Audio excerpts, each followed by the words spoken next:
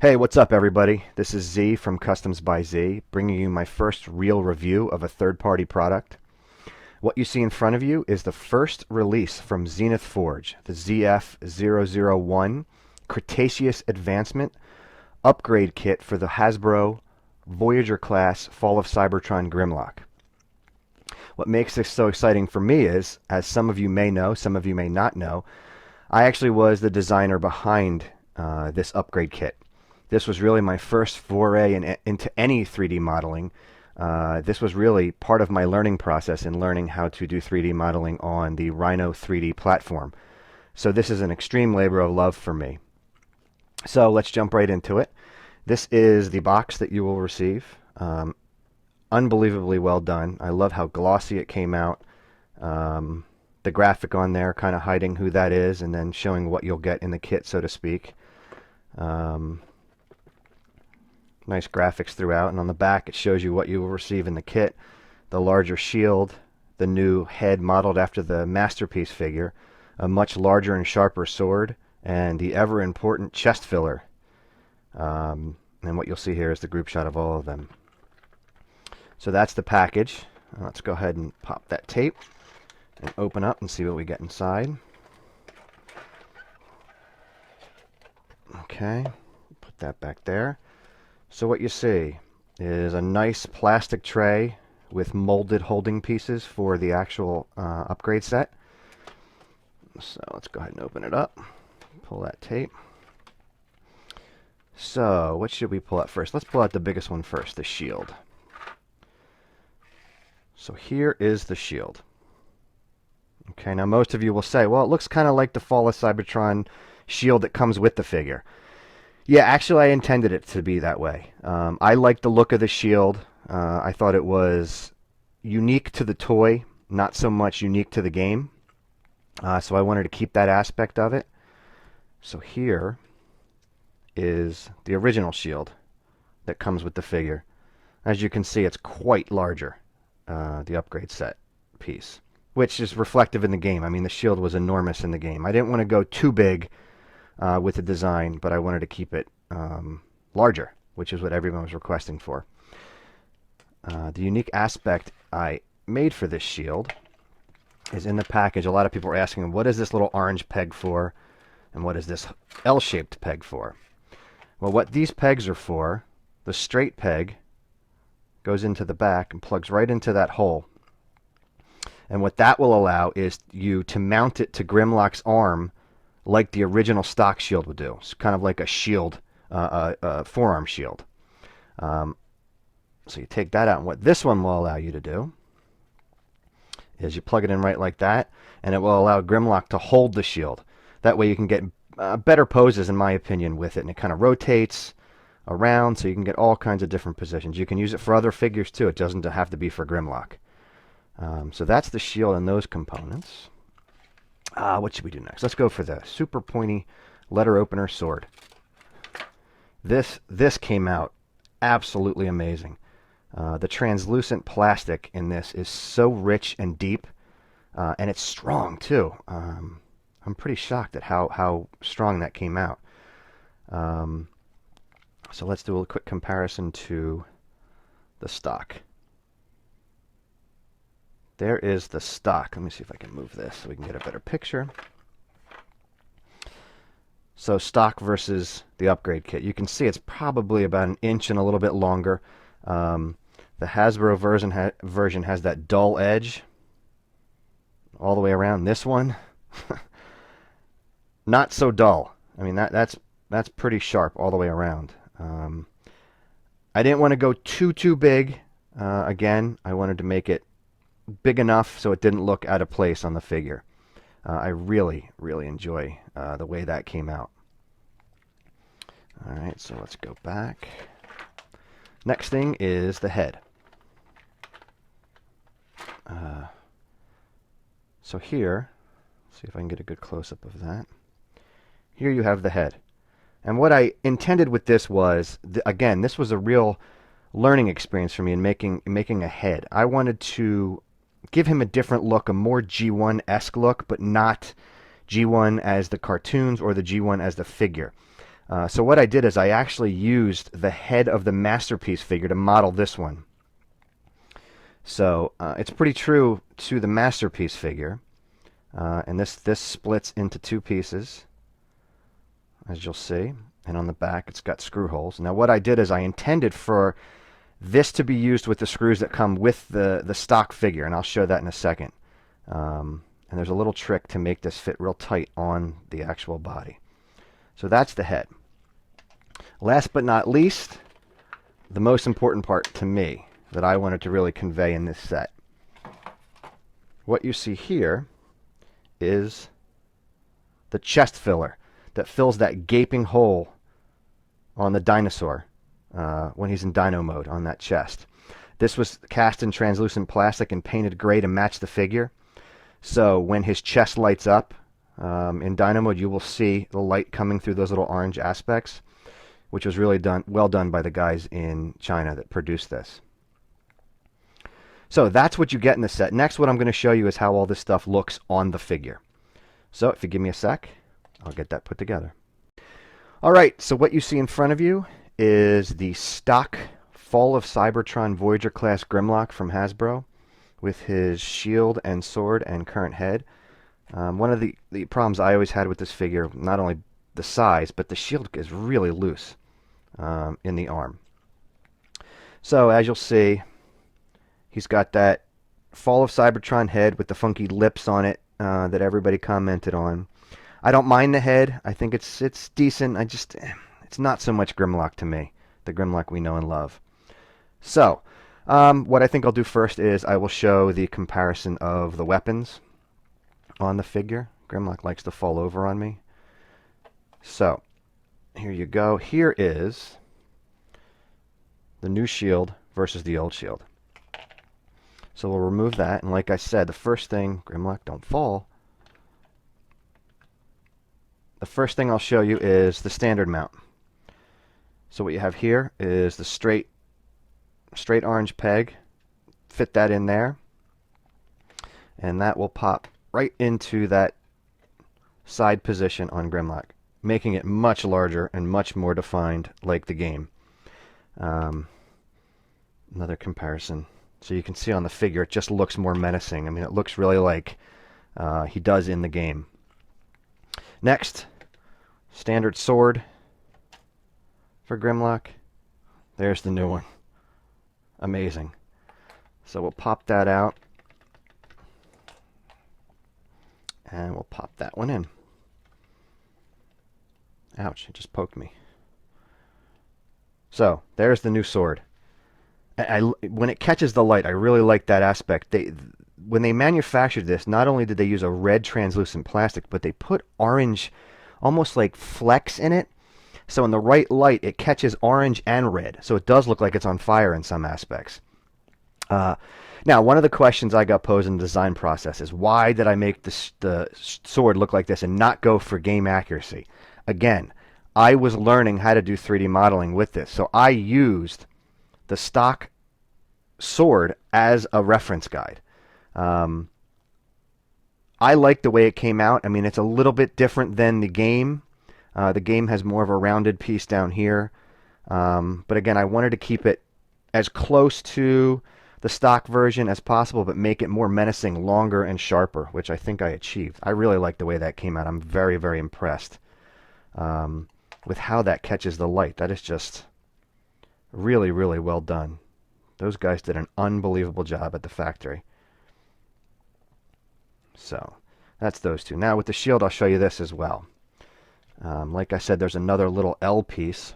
So you take this, pop that out of the shield, take that L piece, you can insert it right in that hole, and then Grimlock can hold his shield now, which I know he may not do in the game, but what I think it does is it gives you better options to pose him. You know, when it's on the arm, it's kind of stuck in one position, so to speak. So now, I mean, he can have that shield right up front with that sword. So that's a unique aspect that I liked. It was kind of cool. So that's that. Now, The next thing I'm going to show, I'm going to save the head for last. So what I'll show now is the chest filler. This one's real easy to install. You have the Dino head. All you do is rotate it up. There's a little hole right here. There's the screw in the waist. There's a peg on the bottom of the chest filler. What you'll do is, up here, there are sections that will line up with the holes on top, and then you will pop that chest filler right in. Pretty damn good match to the colors of the actual stock figure. The only thing that it does limit in robot mode is the dinosaur head cannot fold into the chest anymore. But I like that sacrifice, because now it's, I mean, it makes the whole figure a lot more solid, in my opinion. A lot of people were asking the question, why didn't you make it thicker? Why didn't you make it wider? Well, if I would have made it thicker or wider, when the head came down, it would have stuck out that far. It would not have gone all the way down as close as you can. That's why I didn't make it taller, so to speak. So that's the chest filler, pretty easy. And it's kind of cool is when you come down here and you want to light them up, like I said, it still does reflect through a little bit into the chest cavity on him. So now let's get to the head. The head and this chest filler really fits in there tight. And you don't need to remove it. Like I said, because it's like this, you don't need to remove it in robot mode. You can choose to if you want, but I'm going to leave mine in there. So that chest filler out just to get the head on. Now, with the head, you have two little screws on the back of the head, and the dinosaur head is kind of blocking that. Let's see if you can see those. It's two little screws in the back. Now, when you go to take these out, they were in very tight, straight from the factory for me. So you want to be careful you don't strip them, because they're soft zinc material. So what I tend to do is I'll take a jeweler's flathead, and I'll get it in there, and I'll just remove those two screws. Sorry if you couldn't see that.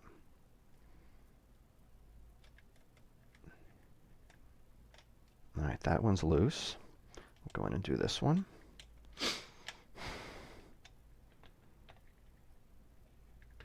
And you can get them loose enough where the head will separate and literally pop right off the figure. All right, so there's the stock head. Then what I'll do is I'll go in and get those screws out fully. All right, this one is stuck in the head. There we go. So basically you have the two tiny screws. All right, now you're going to take the new head from the set if you choose to use it. You're just going to simply separate it. Now, a lot of people were commenting that already received the set. When they put it on the figure, it was still kind of loose. Well, there's a reason for that. When this head came straight from the factory, there were no screws ever inserted in it. So what you basically have to do is you're going to have to strip open those holes. So what I did is I took the screws first, I put it in the back of the head like this, and then I tightened them all the way in to really set those threads.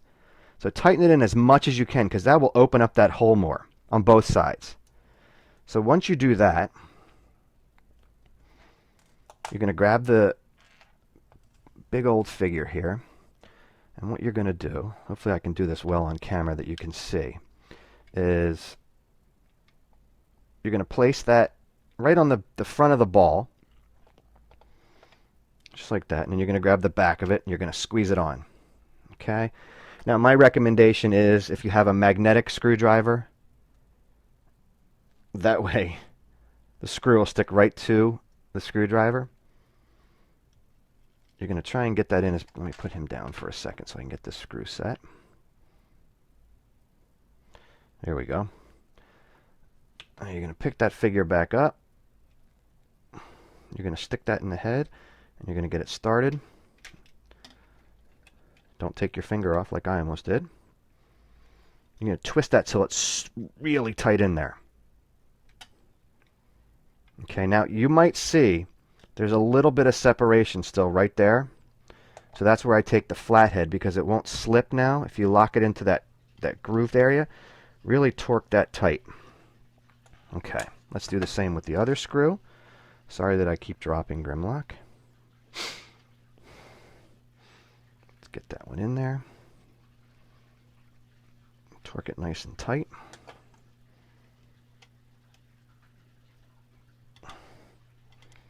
really tight. All right. Now, that head is on there super tight.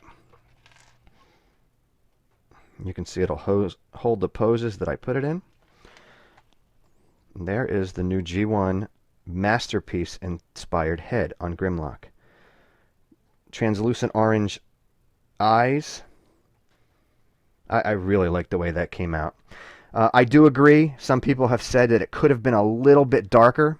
But what the factory did is they color matched the stock head that came with the figure. It's dark gray, and there is a little bit of metallic flake in there.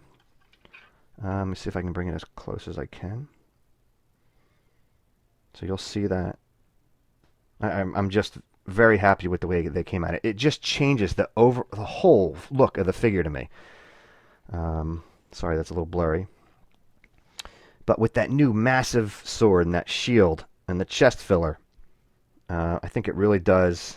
And again, I just love it the way it catches that light right there. But it really does give the figure a whole different look, more menacing. And it's, you know, a tribute to the G1 aspect of it. Some people like the head, some people don't. Again, it's your preference. I like the way it came out. And I hope you all understand that this, you know, was part of my learning experience in 3D modeling. So what I'm going to do real quick is I'm going to transform him off camera into Dino mode to show you how the chest filler looks in Dino mode. So give me 1 sec. Alright, so here is the Fall of Cybertron Grimlock in Dino mode. Not bad looking. I mean, I understand what they were going for and how they had to save some money on it. His tail could have been longer, but then again, I don't know where they would have made for transformation with that. You know, the biggest gripe for everybody is this right here. I mean, that is just ridiculously hollow. It was stupid. I understand why they did it, because when the head folds down, it lights up the chest. But most people couldn't have cared about that. So, here this is. This is the chest filler that was modeled after a Lego Bionicle piece. I changed it around so it was more attuned to fitting this Grimlock. So, basically, like I said before, you've got these tabs up top, and what they do is they line up with the holes right in here in the chest. So without knocking the camera, let's see if I can get this. So what you're going to do is you're going to line them up right in there. They slide right in there, and then all that does is that pegs right into that waist piece. And there is the chest filler in there. Okay, you can see his head in there too, but that really cleans up that open hole. And again, this is where people said, well, why couldn't you have made it taller, fatter, so it stuck down a little bit more? Again, when it transformed, the head of Grimlock, the Dino mode, would have sat out way too far in the back. So I didn't want to do that. But to me, I mean, that answers that question. That just closes up that hole so nice and tight, and it does. It actually, if you look closely here, there are some cutouts on it that lock these legs into place, both in robot mode and Dino mode. I know some people had an issue with the wobbly arms in robot mode. They will help lock that in. So it really does solve that issue. And then, that was the old sword. Grimlock can come up here. You can clamp down on his new sword. He can put his shield on his side there if you want. And there he is. There is the Fall of Cybertron Grimlock with the Zenith Forge upgrade set. I want to give some thanks to a few people who helped me along this whole process. First and foremost, I want to thank Chris Sterrett for really being behind me on this whole project and actually pushing me to go third party with this project. He has basically stuck his neck out there for me on all aspects of this, so I really do appreciate that. I want to thank the guys in China who want to remain nameless for really putting up everything with no questions asked to get this set produced. It really does mean a lot to me. I want to thank Fake Busker, last and not least. He was really my mentor through this whole 3D designing process. I know he doesn't think he was, but he's the one that pushed me to really not take shortcuts and learn the process. I spent several months taking courses to learn Rhino 3D and really trial and error. And he was never never against me asking him questions. He never refused an answer. He would never directly give me the information. He would kind of give me certain pieces of it that then I would have to go out and research and learn myself how to do things. So I really want to thank him, and also for being my partner in this venture. I do appreciate it. So there you go. I hope everybody enjoyed seeing this review. Again, it was my first. If I was a little shaky or a little nervous in this, I do apologize. But that's the kit. Big Bad Toy Store, TF Source, Robot Kingdom. There's a whole bunch of other online retailers that are going to start carrying this now that the actual product is live. So if you have any questions, don't hesitate to ask. That's what I'm here for. And always check out my Facebook page and the Zenith Forge Facebook page for new updates. Thanks a lot, guys. I appreciate it.